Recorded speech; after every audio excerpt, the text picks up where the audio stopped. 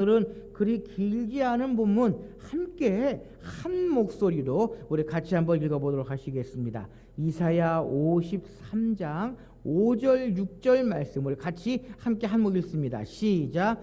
그가 찔림은 우리의 허물 때문이요 그가 상함은 우리의 죄악 때문이라. 그가 징계를 받음으로 우리는 평화를 누리고 그가 채찍에 맞음으로 우리는 나음을 받았도다. 우리는 다 양 같아서 그릇 행하여 각기 제 길로 갔거늘 여호와께서는 우리의 모두의 죄악을 그에게 담당시키셨도다. 아멘.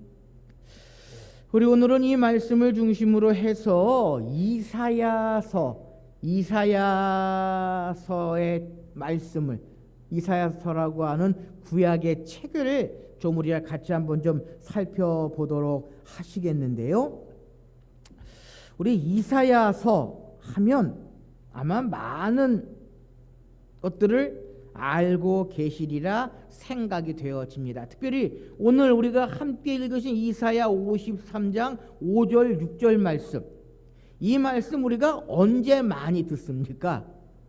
고난주간, 사순절, 부활주일, 그가 찔림은 우리의 허물 때문이요 그가 상함은 우리의 죄악 때문이라 라고 시작하는 이 고난의 종 예수 그리스도의 고난에 관한 이 말씀, 우리가 고난주간, 사순절 그리고 부활절에 많이 듣는 그러한 말씀입니다. 그런데요, 이 말씀이 고난주간, 부활절, 사순절에 필요한 말씀이기도 하지만 이사야서의 중심 구절이기도 하고요, 이사야서가 우리에게 이야기해 주고자 하시는 그 말씀을 이 본문 가운데에서 함축적으로 의미해 주고 있다라고 이야기할 수 있을 것 같습니다.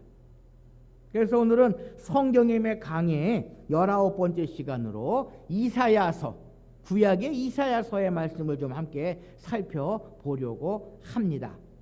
또 우리 구약의 책을 이렇게 분류를 함에 있어서 이 이사야서부터가 예언서에 들어가는, 율법서, 역사서, 시가서, 예언서가 시작되는 첫 책이 이사야서고요. 이사야서는 또한 66장으로 되어져 있고 아마 구약 책 가운데서 시편을 제외한 그 가장 분량이 많은 그러한 책이 아닐까라고 하는 생각을 좀 해보게 됩니다.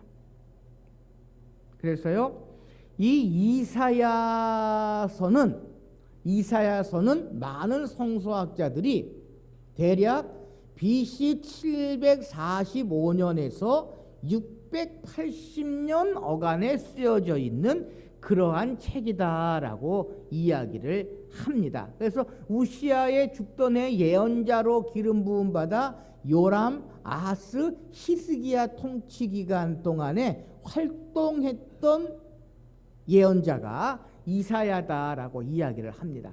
다음 페이지를 한번 넘겨 주실까요? 예, 다음 페이지 보시면은 그 이스라엘 남유다의 왕들입니다. 그리고 그래서 요담, 아하스, 히스기야 왕까지 이사야 선지자가 활동을 했는데요, 우리가 하나 주목해야 할 일은 이 이사야 선지자가 활동한 시기에 어떠한 중요한 사건이 있었는가 하면 북이스라엘, 여러분 이스라엘이 솔로몬 이후에 남유다와 북이스라엘로 갈라진 건 아시지요? 우리가 역사서를 통해서 한번 말씀을 드렸는데, 이스라엘이 솔로몬 왕 이후로 남유다와 북이스라엘로 나뉘어졌는데, 이 이사야 선지자가 활동했던 이 시기에 북이스라엘이 멸망해 버립니다. 그게 언젠가 하면 BC 722년, 그러니까 722년이면 요하스 왕 때, 남유다의 아하스 왕 때에 북이스라엘이 멸망해 버립니다. 그러니까 남유다 사람들도 그렇고 이사야도 그렇고 같은 민족인 북이스라엘이 멸망하는 멸망하는, 아수르의 침공을 받아서 멸망하게 되는 그러한 역사적인 사실을 직접 눈으로 보게 됩니다. 그래 놓니 이사야 선지자도 그렇고 남유다의 백성들도 그렇고 또 이 아수르가 북이스라엘을 멸망시킨 후에 남유다도 멸망시키고자 계속해서 남유다를 침공해 옵니다. 그러다 보니까 이 남유다의 백성들, 이사야는 위기감을 맞이게 됩니다. 우리도 북이스라엘 같이 멸망하지는 않을까라고 하는 그러한 생각을 하게 됩니다. 그래서 아하스 왕은 뭐 많은 왕들이 그렇지만 여러분, 우리나라가 북한하고의 관계가 있어서 힘들고 어려우면 어떠한 방법을 취합니까? 어느 나라와 가까이 갑니까? 미국과 가까이 가죠. 또 한편으로는 어떡합니까? 중국하고 우리가 관계를 잘해야지 북한이 힘들고 어렵게 하는 게 좀 이렇게 약화되지 않겠느냐 해서 정치인들은 그러한 일들을 하게 됩니다. 남유다도 마찬가지였습니다. 북이스라엘이 덜커덕 아수르에게 멸망을 하고 나니까 남유다의 정치인들이 우리가 이럴 때에 아수르와 가까이 지내자. 그래야 우리가 망하지 아니하고 많이 힘들지 아니하고 전쟁도 모면할 수 있을 것이다 라고 생각하는 사람들이 있었고요. 또 한편으로는 애굽하고 가까이 지내자. 아수르 저것들은 분명히 북이스라엘 멸망시켰으니까 우리도 멸망시킬 것이다. 그러니까 아수르를 의지하는 것이 아니라 힘센 애굽을 의지하자라고 이렇게 아수르 편, 애굽 편으로 나뉘어져서 화친하기를 원하는 그러한 정치인들, 그러한 사람들이 점점 늘어나게 됩니다. 그러한 가운데에 이사야는 이야기를 합니다. 누구를 의지하자? 아수르를 의지하자?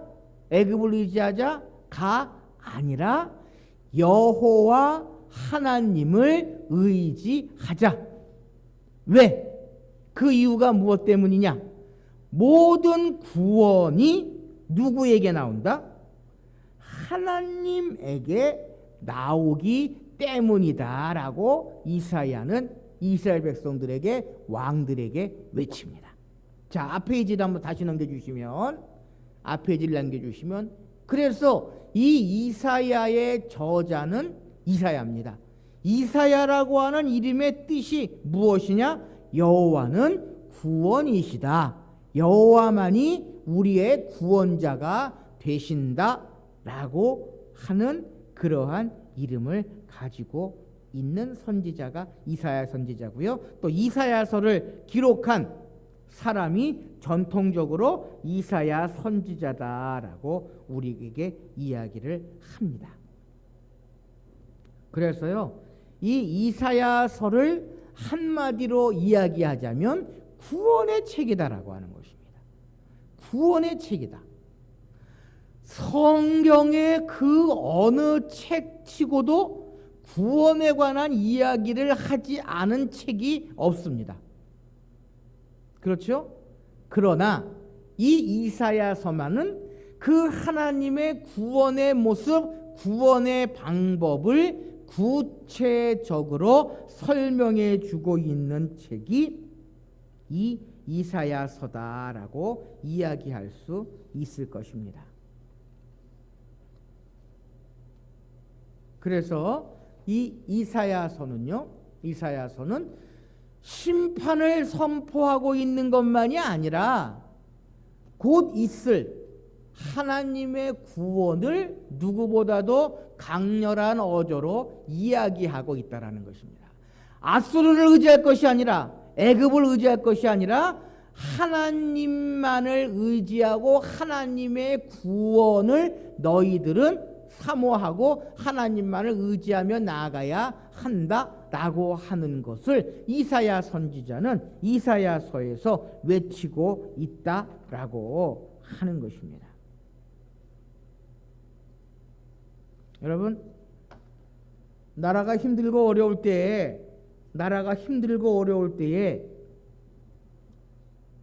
의지하려고 하는 것들이 많이 있습니다. 그러나 우리 그리스도인들은요, 교회는요, 나라가 힘들고 어려울 때에 누구를 의지해야 한다? 하나님을 의지해야 한다라는 것입니다. 정치적인 혼란과 극심한 우상 숭배 풍조 가운데에서도 하나님의 구원하심을 우리는 의지해야 한다라는 것입니다. 여러분, 미국에요 9.11 테러를 기억하십니까? 뉴욕 트레이드 센터가 비행기로 인해서 꽉 무너졌던 9.11 테러, 아마 10년이 넘었죠. 9.11 테러가 있을 때 당시에 미국에는 긴장감이 높았다고 합니다. 그런데 반면에 한편으로는요, 그러한 힘들고 어려울 때에 미국 백성들은 어떠한 모습을 가지고 있었느냐 하면 교회로 모여들었습니다. 9.11 테러로 힘들고 어려운 그러한 상황, 풍전등화와 같은 그러한 상황 가운데서 미국 국민들은요, 교회로 모여들었습니다. 그래서 그 9.11 테러가 있은 후에 교회가 차고 넘치는, 하나님을 찾는 그러한 사람들이 늘어나게 되었다라고 하는 것입니다. 마찬가지로 이 이사야 선지자도 남유다가 북이스라엘의 멸망으로 인하여 나라가 풍전등화가 되어 있고 마수르를 의지하고 애굽을 의지하자고 하는 그러한 내분이 있었던 그러한 당시에 하나님을 의지하고 하나님의 구원의 역사를 되새기면서 힘들고 어려울 때에 하나님을 의지하자고 하는 그러한 모습, 그러한 외침을 이사야 예언자는 이스라엘 백성들과 이스라엘 왕들에게 하고 있다라고 하는 것입니다. 그래서요, 이사야 12장 2절 말씀에 보면은요, 보라, 하나님은 나의 구원이시라, 내가 신뢰하고 두려움이 없으리니 주 여호와는 나의 힘이시며 나의 노래시며 나의 구원이심이라 라고 이사야 선지자는 외치고 있다라고 하는 것입니다. 자, 우리 다음 장을 한번 넘겨주시면, 그래서요, 이사야서를 우리가 한눈으로 볼 수 있는데 1장에서 39장까지는 징벌과 회복에 대한 예언이 기록이 되어져 있습니다. 그리고 40장에서부터 66장까지는 소멸과 회복에 대한 예언들이 기록이 되어져 있다라는 것입니다. 비록 지금은 힘들고 어려운 그러한 상황이지만 하나님께서 회복시켜 주실 것이다. 너희들이 하나님을 멀리하고 이방을 의지할 때에 너희들은 힘들고 어려운 상황을 맞닥뜨릴 것이지만 하나님께서는 하나님의 백성들에게 구원의 능력을 나타내 주실 것이다 라고 이야기를 합니다. 그래서요, 1장에서부터 39장까지는 어찌 보면 이사야 선지자가 외치고 있는 그러한 말씀이지만 40장에서 66장까지의 말씀은 여호와께서 말씀하시되 여호와의 말씀이니라 라고 하는 말씀이 후반부에는 많이 들어있으면서 하나님께서 친히 이스라엘 백성들을 구원하여 주실 것을 예언자인 이사야를 통해서 말씀하시는 그러한 모습들, 그러한 말씀들이 많이 기록이 되어져 있습니다. 그래서 이사야 33장 43장 11절 말씀에 보면은 나 곧 나는 여호와라 나 외에 구원자가 없느니라 라고 친히 말씀하시면서 하나님만이 구원자가 되어주시고 하나님만이 구원자이심을 친히 말씀하십니다. 또 43장 12절 말씀에 보면은 내가 알려주었으며 구원하였으며 보였고 너희 중에 다른 신이 없었나니 그러므로 너희는 나의 증인이요 나는 나의 증인이요 나는 하나님이니라 여호와의 말씀이니라라고 말씀하십니다. 내가 알려주었으며 구원하였다. 그래서 하나님만이 구원자이심을 분명히 말씀하고 있습니다. 여러분 이것이 이사야서에서 하나님께서 말씀하시는 구원의 모습입니다. 구원이 누구에게만 있다? 하나님에게만 있다. 구원이 하나님에게만 있고 우리의 구원자는 누구이시다? 하나님이시다라고 하는 것입니다. 여러분 이 이야기는요 동서고금을 막론하고 불변의 진리입니다. 그런데 요즘에 이단들이 만연한 이 시대에 구원이 하나님께로만 있다라고 하는 것이 아니라 누구에게 있다? 나에게 있다. 이단들이 그러거든요. 교회에는 구원이 없다. 교회는 썩어서 교회에는 구원이 없다. 뭘 잘못 알고 있는 거예요. 구원은 어디에 있다? 교회에 있는 것이 아니라 교회 안에 계시는 하나님에게 있다라는 것입니다. 여러분 착각하지 마십시오. 교회에 다닌다고 다 구원받는다? 아니다라는 것입니다. 그 구원은 누구에게 있다? 하나님에게 있다라는 것입니다. 교회는 그 하나님을 믿는 사람들이 모여 있는 공동체이기에 교회 안에서 하나님을 만나고 하나님을 믿고 하나님을 믿는 바른 신앙을 간직하고 있을 때에 교회 안에 구원이 있다라고 하는 것이지 교회라고 하는 것에 구원이 있다라고 하는 것은 결코 아니다라고 하는 것입니다. 이런 점에서 우리가 또 하나 생각해 보아야 할 구원은요, 이사야서가 이야기하고 있는 구원의 이야기는 여러분 신약에 있어서의 구원은 어떠한 구원입니까?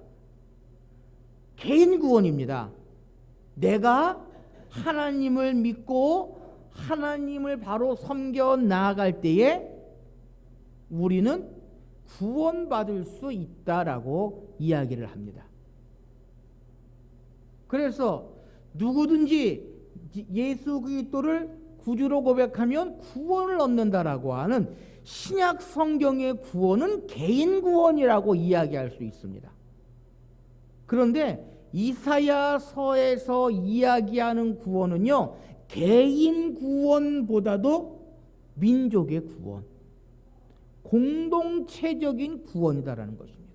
이런 점에 있어서 교회 안에 구원이 있다라고 하는 것은 교회 공동체에 속해 있는 예수 그리스도를 믿는 성도들이 구원의 길에 구원받을 수 있다라고 하는 이야기입니다. 바로 이 이사야 선지자는요 그것을 이야기하는 것입니다. 이스라엘 백성들의 구원, 개인 한 사람 한 사람의 구원일 수도 있지만 민족 공동체, 이스라엘 백성들, 하나님께로부터 택함을 받은 하나님의 백성들을 하나님께서는 구원하실 것이다 라고 하는 것입니다.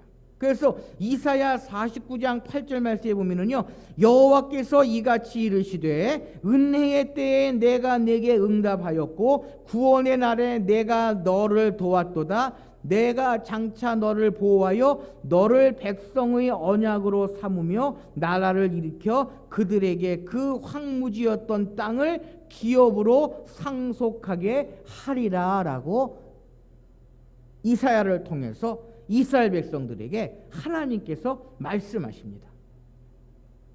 너를 백성의 언약으로 삼으며, 하나님께서는요 먼 옛날 이스라엘 백성들을 하나님의 백성으로 삼으시겠다라고 약속하셨습니다. 그리고 그 하나님의 백성을 삼으신 이스라엘 백성들에게 구원을 허락해 주시겠다라고 분명히 약속해 주셨다라는 것입니다. 이사야서가 가지고 있는 구원의 모습은요, 공동체의 구원, 민족의 구원입니다.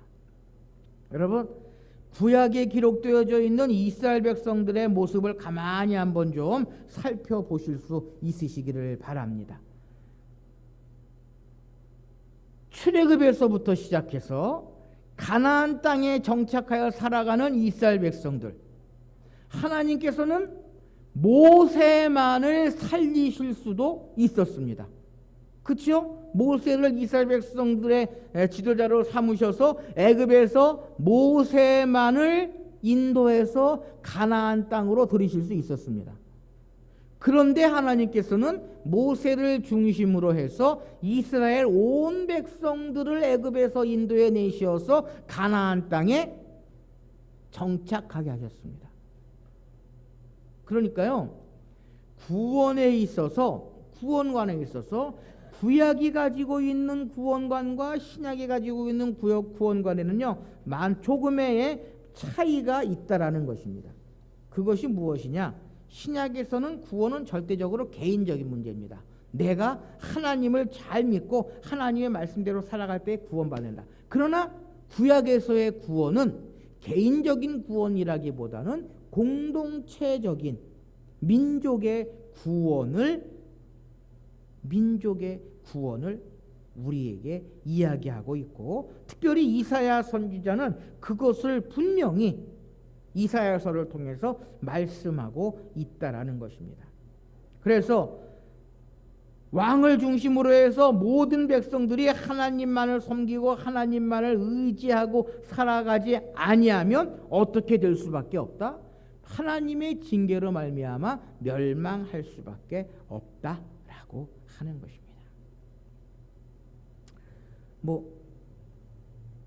여담을 좀 한번 이야기하면요, 우리 개신교는 개인적인 구원입니다. 그렇죠? 내가 예수 그리스도를 믿고 예수 그리스도를 구주로 영접하고 하나님을 아버지로 고백하는 자들은 구원을 받습니다. 그런데 중세 카톨릭에서는 재미있는 것이 한 성의 성주가 카톨릭으로 개종을 하면 그 성에 있는 모든 사람들이 카톨릭 교인이 됩니다. 그러니까 성당에 가서 미사를 드리든 안 하든, 영세를 받든 안 받든 모든 사람이 카톨릭 교회 교인이 됩니다. 그게 어찌 보면 개신교와 카톨릭의 차이고, 지금도 그러는지 모르겠는데요. 카톨릭이 지금도 그러는지 아마 지금은 바뀌었겠죠. 개인 영세를 받고 세례를 받아야 구원에 이르는 그러한 교리들을 가지고 있겠는데, 어쨌든 중세 카톨릭은 그러한 모습을 가지고 있었습니다. 그러니까 어찌 보면 구약적인 그러한 사고방식이거든요. 공동체적인 구원, 공동체가 하나님을 믿고 하나님을 섬기고 나아가면 구원을 받게 되는 그러한 모습, 그것이 구약에서 이사야가 외치고 있는 하나님의 구원관, 하나님께서 이스라엘 백성들을 구원하시는 그러한 모습이다라고 이야기할 수 있고요. 마지막으로 이사야서에서 우리에게 이야기하고자 하는 구원은 메시아의 구원입니다.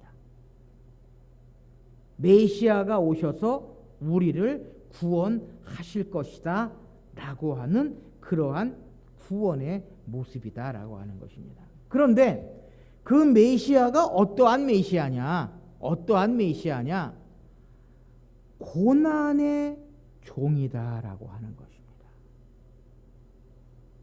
이 부분에 있어서, 여기에 있어서 이스라엘 백성들이, 유대인들이 아직도 인정하지 아니하는 것이 바로 이 메시아, 고난의 종, 특별히 고난의 메시아를 인정하지 아니하고 있다라는 것입니다.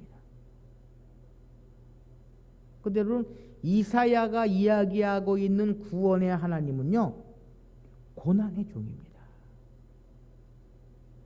특별히 이사야 53장 말씀을 쭉 이렇게 살펴보시면요, 53장 말씀을 쭉 살펴보시면 그 위에 52장 13절 말씀부터 연관되기는 하지만 이사야 53장의 말씀을 쭉 살펴보시면 오실 메시아에 대한 이사야 선지자의 예언입니다.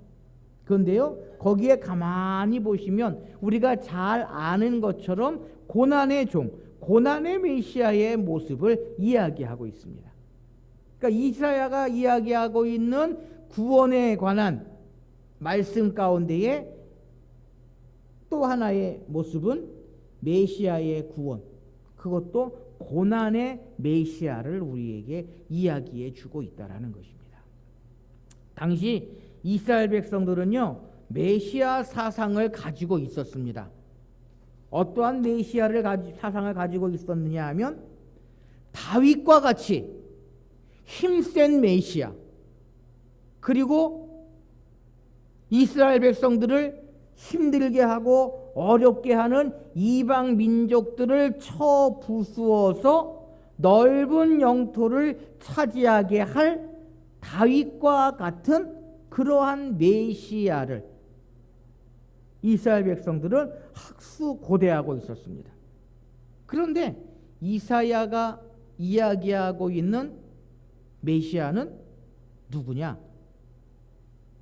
고난의 종이다라는 것입니다. 그는 실로 우리의 질고를 지고 우리의 슬픔을 당하였거늘 우리는 생각하기를 그는 징계를 받아 하나님께로부터 하나님께 받으며 고난을 당한다 하였더라. 찔리고 상하고 징계를 받고 채찍에 맞는 그러한 고난의 종, 구원할 고난의 종을 이사야는 이야기하고 있는데, 이스라엘 백성들은 결코 그러한 메시아를, 구원자를 인정하지 못하고 있다라는 것입니다. 그래서요, 지금도 유대인들은 예수 그리스도를 인정을 합니까, 안 합니까? 안 합니다. 메시아로 인정을 안 합니다. 우리에게 오실 메시아는 그러한 힘없고 나약한 십자가에 달려 죽을 그러한 메시아가 아니다라는 것입니다. 그러한 구원자가 아니다라고 하는 것입니다. 그러면 어떠한 구원자냐? 다윗과 같이 이방 나라들을 누르고 이방 나라들을 이기는 그러한 정치적인 메시아, 힘센 메시아가 우리를 구원할 것이다 라고 하는 생각을 가지고 있었다라고 하는 것입니다. 그러면서 이사야 선지자는요, 미래에 메시아가 오시면서 미래에 그들이 회복되어지고 그들이 다시금 하나님의 백성으로 변화되는 약속의 비전을 이사야 선지자는 이스라엘 백성들에게 외치고 있다라고 하는 것입니다. 사랑하는 성도 여러분, 이사야 선지자가 외쳤던 그 시대나 오늘 우리가 살고 있는 이 시대나 별반 다르지 아니한 그러한 상황을 우리는 깨달을 수 있다라고 하는 것입니다. 힘들고 어려운 상황 속에서도 교회가, 성도들이 의지하며 나아가야 할 것은 누구입니까? 예수 그리스도다라고 하는 것입니다. 우리의 구원자 되시는 예수 그리스도다라고 하는 것입니다. 또한 우리의 구원은 사람에게 있는 것이 아니라 지금도 많은 이단들이 이야기하고 있는 그러한 구원이 아니라 하나님께서 이루시는 그러한 구원이다라고 하는 것입니다. 바로 이 이사야서는 한마디로 구원에 관한 책입니다. 이사야서는 하나님께서 어떻게 구원을 이루어 나아가시는지를 우리에게 보여주고 있는 그러한 책이다라고 하는 것입니다. 그래서 이 이사야서를 통해서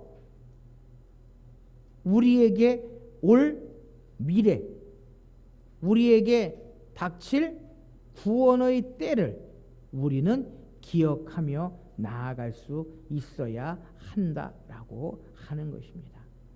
그래서요, 이사야 선지자는 이스라엘 백성들을 힘들고 어렵게 하는 이방 나라들까지도 하나님께서는 심판하신다. 비록 너희들이 힘들고 어려운 상황에 있지만 하나님께서는 너희들을 힘들고 어렵게 하는 그러한 이방 민족들을 하나님께서 심판하실 것이고, 하나님께서 새하늘과 새 땅을 우리에게 허락해 주실 것이다 라고 분명히 말씀합니다. 마지막으로 이사야 가장 마지막 장인 66장 22절 말씀에 보면은요, 이렇게 기록합니다. 내가 지을 새하늘과 새 땅이 내 앞에 항상 있을 것 같이 너희 자손과 너희 이름이 항상 있으리라, 여호와의 말이니라 라고 말씀하십니다. 어떻게 보면 이사야서의 결론입니다. 하나님의 구원, 새하늘과 새 땅, 이 말씀은 요한계시록에 이루어지는 새하늘과 새 땅과 어찌 보면 맞닥뜨리는, 맞아떨어지는 그러한 말씀이다라고 하는 것입니다. 또 하나 이사야를 통해서 우리가 좀 이렇게 기억했으면 좋겠다라고 하는 것은요, 이사야서가 몇 장으로 되어져 있습니까? 66장으로 되어 있거든요. 성경은 몇 권의 책으로 되어 있습니까? 66권의 책으로 되어져 있습니다. 그래서요, 이사야서는 성경 속의 성경이다라고 이야기하고요, 각 책들마다, 각 장마다 성경의 66권의 그 내용들을 함축하고 있다라고 이야기할 수 있을 것입니다. 여러분, 요한계시록에 가지고 있는 가장 중심적인 내용이 뭡니까? 새하늘과 새 땅이거든요. 새하늘과 새 땅이거든요. 이사야 66장 가장 마지막에 보면 내가 지을 새하늘과 새 땅이 내 앞에 항상 있을 것 같이라고 말씀하시면서 새하늘과 새 땅, 이스라엘 백성들을 회복시키시면서 새하늘과 새 땅을 허락하실 것을 이야기하고 있는 것입니다. 뭐 다 그렇다고 하는 것은 아니지만 이러한 맥락을 가지고 이사야서를 이해하게 된다라고 하는 것입니다. 사랑하는 성도 여러분, 오늘은 이사야서라고 하는 책을 우리가 한번 쭉 이렇게 살펴보았습니다. 이사야서는 한마디로 구원의 책이요, 하나님께서 이스라엘 백성들을 어떻게 구원하실지를 말씀하고 있는 것이 이사야서가 가지고 있는 내용인 것입니다. 이 하나님의 구원의 역사는 먼 옛날 이사야 시대뿐만이 아니라 오늘 우리가 살고 있는 이 시대에도 동일하게 적용되어지고 있습니다. 구원은 하나님의 주권적인 역사로 말미암아 이루어지는 것이고, 메시아를 통해서 예수 그리스도의 고난을 통해서 우리에게 주어지는 것이고, 뿐만 아니라 구원은 나 한 사람 한 사람의 그러한 구원이기도 하지만 교회 공동체를 통해서 이루어지는 하나님의 구원의 역사다라고 하는 것을 우리가 기억하시면서요, 하나님 앞에 서시는 그날까지 구원받은 백성으로서의 아름다운 믿음과 신앙의 길을 걸어가시는 저와 여러분들이 되실 수 있으시기를 바랍니다. 기도하십시다.